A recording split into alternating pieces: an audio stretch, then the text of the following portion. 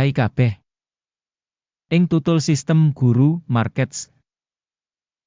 Ayo miwiti karo data ringkesan perusahaan. Setitik luwih kita bakal sinau saben parameter ing liyane rinci. Yen perlu, sampeyan bisa sijine iku ing mandek. Kita saranake kanggo nliti kabeh indikator perusahaan sing diteliti. Kita bakal bandingake indikator utama perusahaan Amazon, com, ticker, AMZN. Review iki adhedhasar informasi saiki ing 7 Juni 2025. Dening klasifikasi Guru Markets perusahaan Amazon, com kalebu subkategori. P-Internet, 63 perusahaan melu ing analisis, kang banget wakil. Asil sakap kanggo perusahaan punika, 4 saka 10 terms. Skor rata-rata kanggo subkategori, 3,1 terms. Yen katon wiyar, ing framework saka kabeh pasar ing umum. Wigati dimangerteni menawa skor rata-rata kanggo pasar saham AS minangka 1,9 poin. Marang skor 4 kanggo Amazon, com. Bandingake dinamika rega saham perusahaan Amazon, com. lan saham subkategori.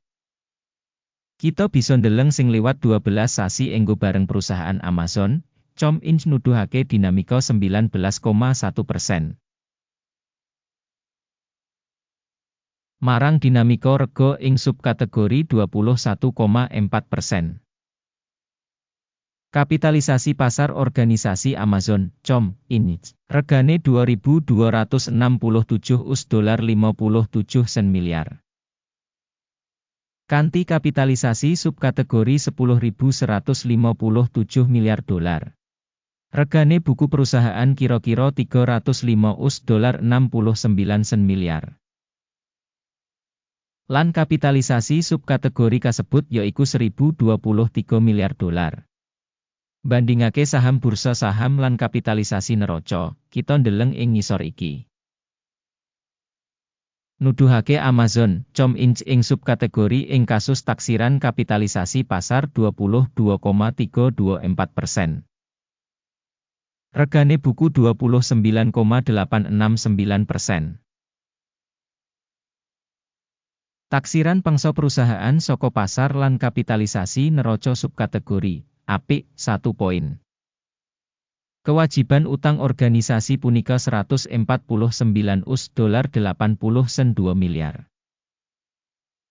Utang kanggo nilai buku nggantosi 49% saka usaha perusahaan. Taksiran tingkat perusahaan saka kewajiban finansial, apik, 1 titik. Rasio nilai pasar kanggo laba perusahaan yaiku 34,4. Rata-rata kanggo subkategori punika 28,9. Evaluasi nilai pasar saham perusahaan kanggo rasio untung dibandingake karo perusahaan ing subkategori pasable 0 poin. MediaWiki kanggo pungkasan 12 sasi ana $65.951 mayuta-yuta. Pangentukan mangsa kanggo sabanjur 12 sasi sing profesionali kira-kira ing $77.015 mayuta-yuta. Evaluasi indikator keuntungan masa depan sing digambarake dibandingake karo perusahaan ing subkategori apik 0,5 poin. Rasio rega kanggo sales perusahaan punika 3,5. Rata-rata ing subkategori punika 6,5.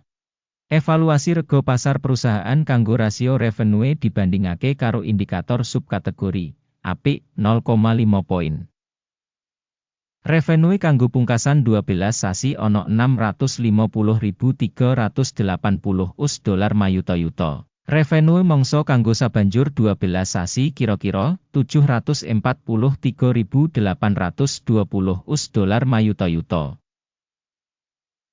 Taksiran pratandha penghasilan mangsa ngarep dibandingake karo indikator perusahaan ing subkategori apik 0,5 poin.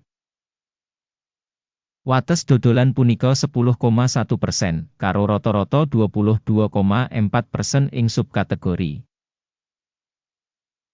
Asesmen margin sales dibandingake karo indikator ing subkategori pasable 0 poin.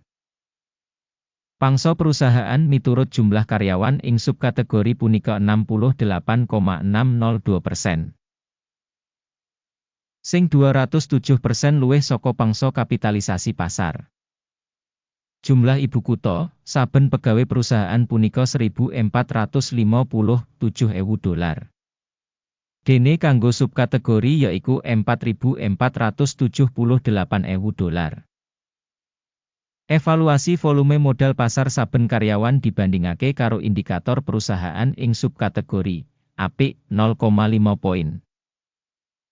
Bati perusahaan saben pegawai $42.04. Kanthi rata-rata ing subkategori $154.07. Evaluasi bati saben karyawan individu dibandingake karo indikator perusahaan ing subkategori, pasable 0 poin. Bagian saka revenue saben pegawai perusahaan punika $418.000. Subkategori $691.000. Evaluasi revenue saben pegawai dibandingake pratandha ing subkategori passable 0 terms. Volume transaksi singkat cocok kanggo 0,8%, karo rata-rata kanggo subkategori 1,2%. Indikator teknis resi 14 nuduhake tingkat 66% kanggo perusahaan Amazon.com Inc. Dene ing subkategori tingkat iki kurang luwih 69%. Rega saham nyoto perusahaan iku kira-kira $214. Perkiraan rega konsensus kanggo saham perusahaan kira-kira $239. Ayo menyang meja pesenan, kasedia kanggo sampeyan, link kasebut ana ing komentar sing disemat. Tabel pesenan ngemot kabeh pancasan digawe mangsa iki, dening informasi evaluasi simpenan lan sistem referensi, Guru Markets. Akses menyang meja pesenan pancen free lan buka, link ing komentar pinnet. Minangka asil saka pambiji perusahaan Amazon.com Inc. Sistem informasi lan referensi penilaian Guru Markets kaputusan ing ngisor iki digawe. Ojo buka pesenan, amarga video iki minangka ringkesan. Matur nuwun kanthi sanget kanggo pamirsa kanggo nonton video iki lan nggunakake sistem informasi saka Guru Markets.